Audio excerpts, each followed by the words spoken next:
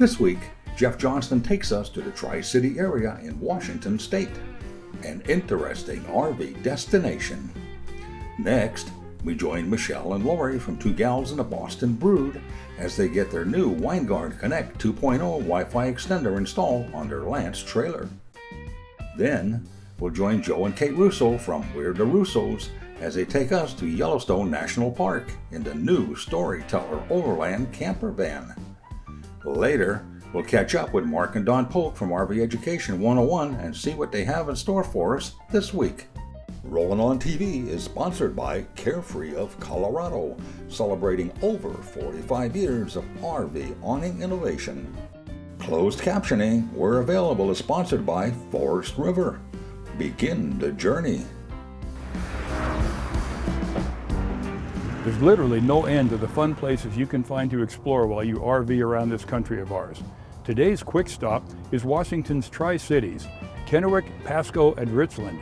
This area abounds in outdoor activities, history, and interesting things to see and do. For example, there's this big guy up here behind me, the lighthouse on the river. The lighthouse is fairly new, built in 2010, as part of the Clover Island redevelopment and a functional lighthouse to aid marine navigation. It's a good place to start your Tri-Cities exploration. The Convention and Visitor Bureau is, of course, the best place to gather information on local attractions. So the Tri-Cities is a wonderful place for RVers to come and visit, particularly if you're into outdoor adventure. So we're sitting at the confluence of the Snake and Columbia Rivers. The Yakima River comes into the Columbia here, so our waterways are rich. We have 23 miles worth of paved trail that goes around our community along the Columbia River. It's called the Sacagawea Heritage Trail. So whether you're a runner or a walker, you like to ride bicycles, it's perfect. Great banks for fishing. If you want to get out in the river, you can rent paddleboards here and kayaks. Good opportunity there. Jet skis as well. We even have a riverboat. You can get out on water to wine cruises and enjoy a great meal and enjoy some wine. The RV spaces around our community, we have a number of different spaces. KOAs, for instance. We have state parks down along the Snake River. There's multiple places to park down there, camp and fire up a grill and enjoy it. And then here within the Tri-Cities proper, we have some campgrounds with great amenities, everything from swimming to general stores to playgrounds to nicely landscaped areas. So I think there's probably a little bit of something in there for everyone to enjoy from the RV lens. All around this part of the country, you see boulders like this strewn all over the landscape, looking like they don't belong there. They're just sticking up out of the middle of nowhere. In fact, they're visitors. Back when the last glaciers covered this area and the last floods were shaping the basins up here, these guys came down with the glacier or the floods, hung around a little while, the glaciers went away, the floods disappeared, and these were deposited, and they're called erratics. This one, for example, is made out of granite, which is definitely not one of the local stones. He probably came from, somewhere up in Montana, I suppose. So this is just one of the interesting features that you can learn about here at the Reach Museum in Kennewick, Washington. Natural history, Native American, and industrial history are all specialties here at the Reach Museum. So the Reach Museum, we've been open 5 years now. We're having our 5th anniversary this year. It really tells the stories of the Mid-Columbia Basin, and all the stories that we tell here are tied together by the Columbia River itself. Hanford history is a big part of the story of the Tri-Cities area, starting with World War II, but going all the way up through the present as we talk about the Cold War and also the cleanup efforts at Hanford since the Cold War has ended.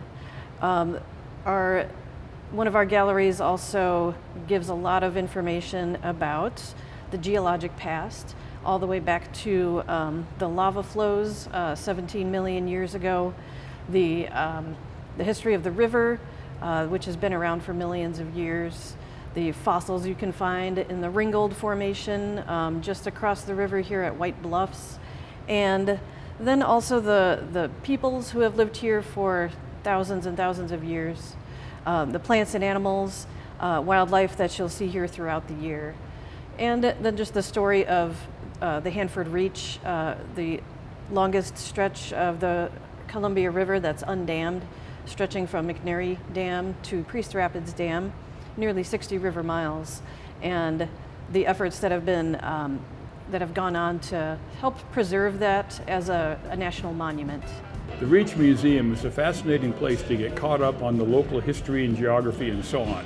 But while traveling by on the road on the way to the museum, we couldn't help but notice this place, Keno's Restaurant and Sports Bar, which is also the home of Rattlesnake Mountain Brewing. This is the Hickory Smoked Porter, one of a handful they have on draft at any given time. For fans of dark beer, this one will hit the spot. So if you're in the Tri-Cities area and you're down by the Reach Museum and you got a bit of a thirst, or you're hungry for something to eat, stop in. Keno's Restaurant and Sports Bar and Rattlesnake Mountain Brewing. Good stuff. When you're ready to hunker down, there are top-notch campgrounds in the area, including Columbia Sun RV Resort. Welcome to Columbia Sun RV Resort. We're 145 sites on 25 acres. We have full hookups. We have 20, 30, and 50 amp at each site, water, sewer.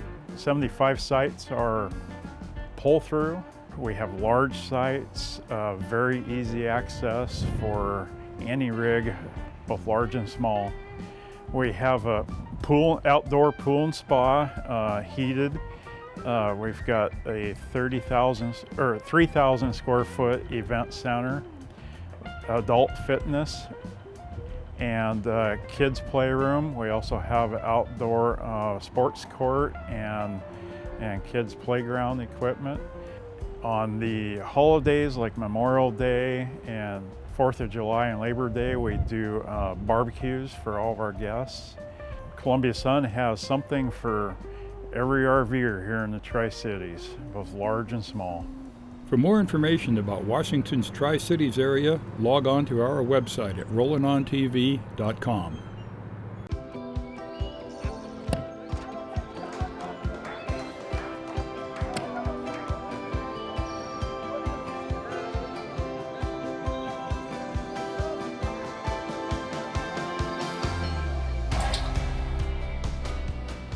Aquacam toss-ins. So fast and easy to use, it could seem like a game. Someone once said, the camping doesn't really start until the RV awning comes out. Whoever said that really knew what they were talking about. Carefree of Colorado, celebrating 45 years of RV awning innovation.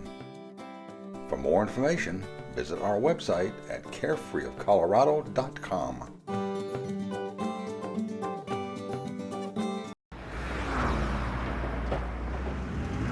Laurie and I are here at Major's RV in Bourne, Massachusetts to have our Winegard ConnecT T2 installed on our Lance trailer.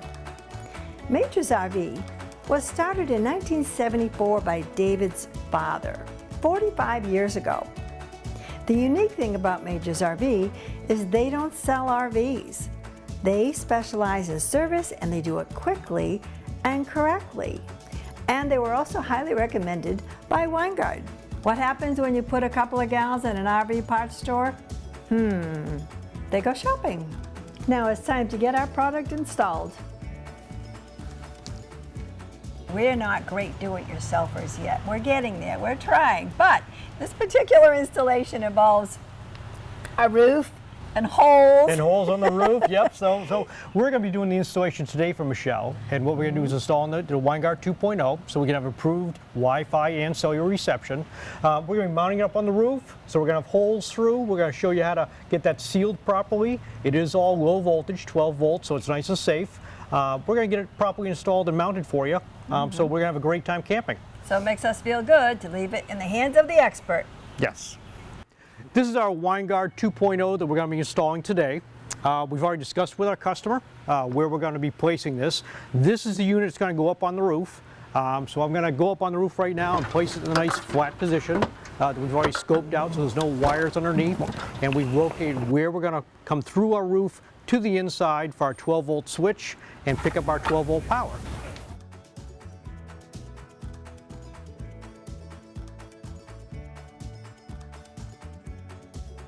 we've finished our installation of our Winegard 2.0 Wi-Fi and cellular extender with there. So I'm going to go with Michelle, okay, how to operate the Winegard 2.0 and see if we can get us hooked up into our local Wi-Fi that we have here in the building.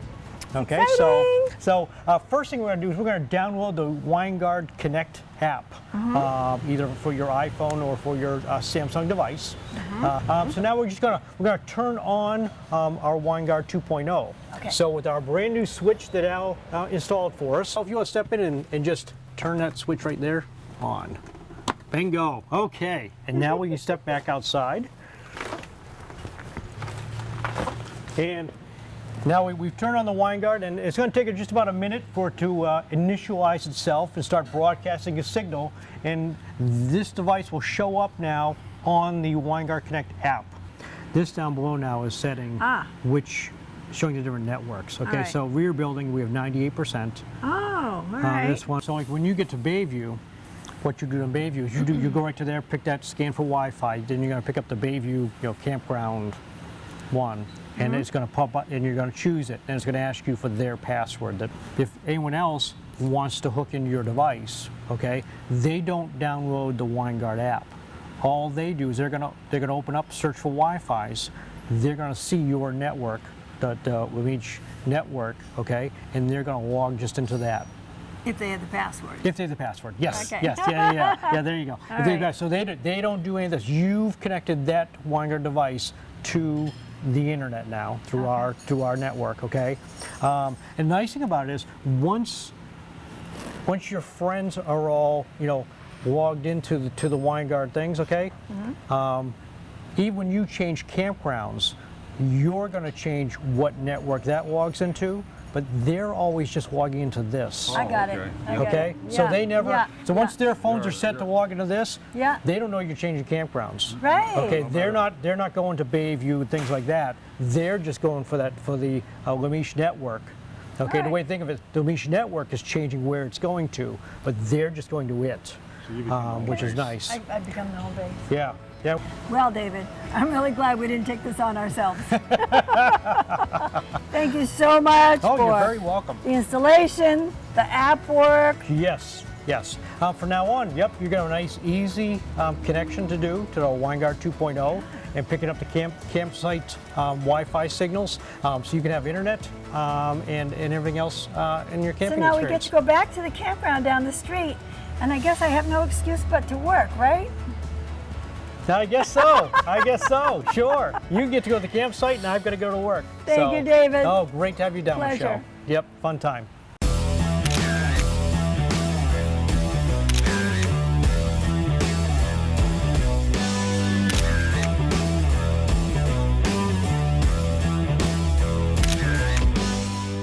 At Forest River, we not only build great RVs, we build award-winning RVs. Check out our complete product line at forestriverinc.com. Forest River.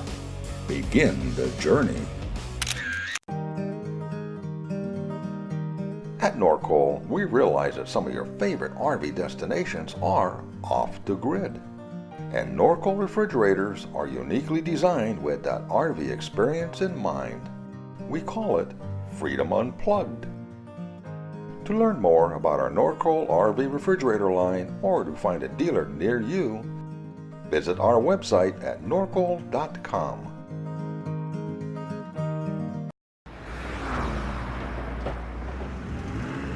Our journey to Yellowstone National Park started at the Buffalo Bill Center of the West in Cody, Wyoming, where I grabbed a cup of Chuck Wagon coffee with some biscuits and beans. That's some strong stuff. Here's a biscuit.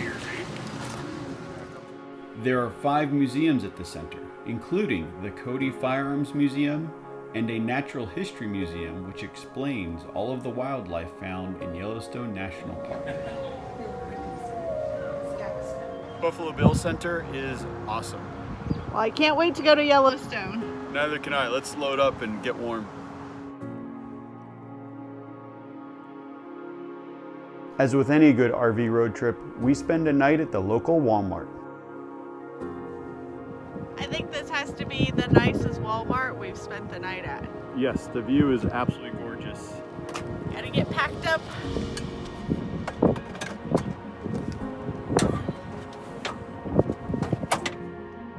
We drove the scenic byway to the northeast entrance of Yellowstone National Park and pulled over to admire the elusive moose. That was awesome. First moose sighting ever. After taking our photo at the park sign, we stopped at the northeast entrance to pick up a hiking guide and get a few tips on wildlife viewing spots. Trout Lake is an easy 1-mile trail with breathtaking views of Yellowstone and the wildlife that live in this area. I feel like I keep saying everything is absolutely gorgeous. I don't know a better way to describe it. It's just Breathtaking. wow.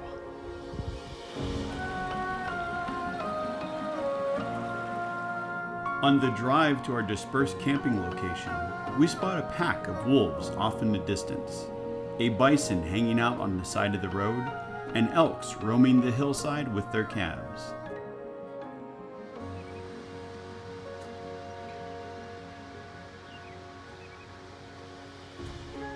You ready for day 2 at Yellowstone National Park? Yes! I hope we see a grizzly today. I do too. Got your bear spray? Well, that's really disappointing. As we were starting to go up the trail, a ranger came down and said, sorry, the trail's going to be closed for a few days. There is a mama grizzly up there with her cub. That's her territory, and you do not want to be going up there. Although we didn't get to go on the trail, we enjoyed exploring the Mammoth Hot Springs and taking a stroll on the boardwalk, where we saw one of the resident snakes and an elk running through the area. On the drive to Tower Junction, I decided to stop at a pullout and make myself a cup of coffee. Making coffee and watching the bears.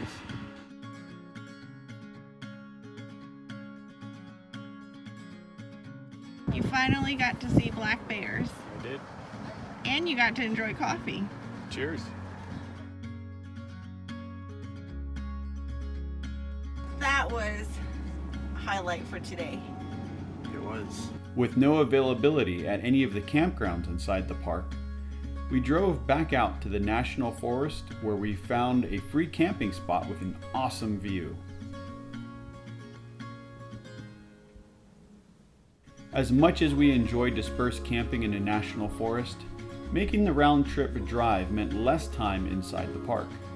Kait and I decided to wake up early and drive into the park to see if we could snag a first come, first served spot at Norris Campground.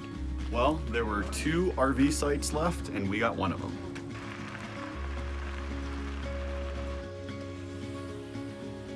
I feel like we got more of a tent site than an RV site, but as long as we have a place to park, I don't care. And it's flat. After scoping out our $20 camping spot, we headed to Norris Geyser Basin to see the different geysers and springs in the area. We can now say we've seen the largest geyser in the world. We just haven't seen it go to its full eruption. Well, my favorite was Vixen. That was pretty cool. We spent the rest of the afternoon exploring the Grand Canyon of Yellowstone and the trails along the Rim Drive before calling it a night.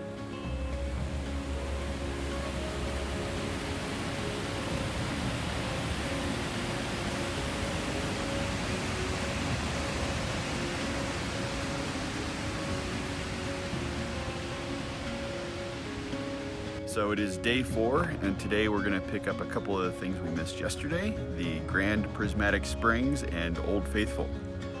The Grand Prismatic Spring is the largest natural hot springs in the U.S. and one of the most iconic springs at Yellowstone National Park. That was an amazing sight. I really enjoyed all the different colors and the steam rising off the spring. It's beautiful. Well worth it. Now go see Old Faithful.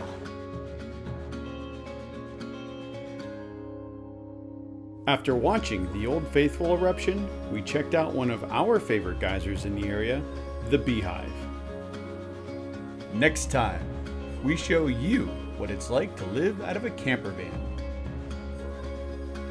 It's been an amazing few days at Yellowstone National Park, but it is time for us to get back on the road. So we want to thank Storyteller Overland for letting us borrow their prototype mode 4x4.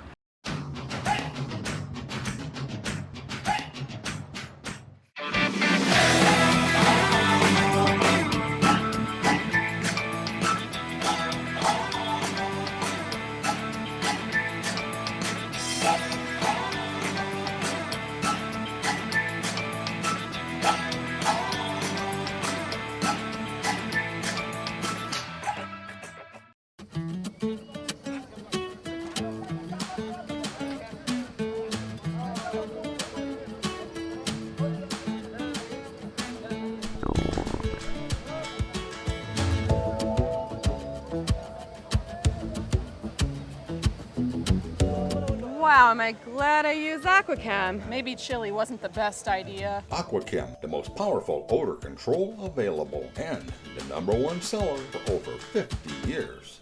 Hi, I'm Mark Polk with RV Education 101. It's fun to get outside and enjoy all the summer activities, but when your fun in the sun is over, you want your RV to be an oasis to keep you cool. Here is my list of 5 inexpensive products to help keep you cool when you are camping this summer. Let's take a look. Number 1, small portable fans. We take several small fans with us on hot weather RV trips. They can be used anywhere in the RV and they do a great job circulating the air and keeping you cool. Number 2, patio awning shade. If you don't have a patio awning shade, you don't know what you are missing. A patio awning shade provides extra shade and privacy at your campsite. To get the right length awning shade for your RV, just measure the roller tube on your patio awning. The awning shade slides into the utility groove of the awning roller tube and it can be set up or taken down within a few minutes. This is one of my favorite RV accessories. Number 3, LED light bulbs. Incandescent light bulbs get extremely hot.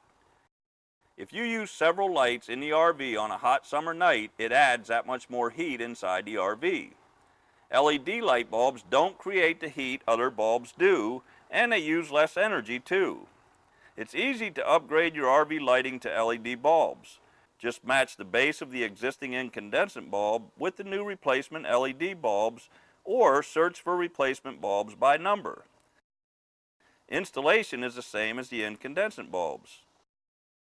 Less heat, less energy, and brighter lights. A win-win for RV owners. Number 4, reflective insulation. If you don't have window awnings to help block the hot sun from entering the RV windows, products like Reflectix can help beat the heat. This type of reflective insulation can be purchased at home improvement stores in various sizes for a reasonable price. The concept is to use the product to reflect the sun and heat away from the RV, hence keeping the interior cooler. If you have windows in the RV that let the hot outside temperatures inside the RV, just cut a piece of reflective insulation to fit the window. You can use window visors, mini blinds, or day-night shades to help secure it in place against the windshield or windows. Depending on the product you use, this inexpensive DIY fix can reflect up to 97% of radiant energy away from the RV windows. Number 5, ventilation. Proper ventilation helps prevent excess heat in your RV. You can install vent covers over the existing roof vents to help increase ventilation in the RV. They are inexpensive, easy to install, and they let the fresh air in even when it's raining. A few more tips for staying cool that won't cost anything are to reserve or request a shady campsite, try to avoid opening the entry door as much as possible, cook outside rather than inside, and if all else fails, head to the campground swimming pool. Happy camping. We hope you enjoyed this week's show, and for more information on anything you saw on the show, along with additional videos, stories, and RV news, visit our website at rollinontv.com. You can also find us on Facebook, YouTube, and Vimeo. As usual, this has been another fun production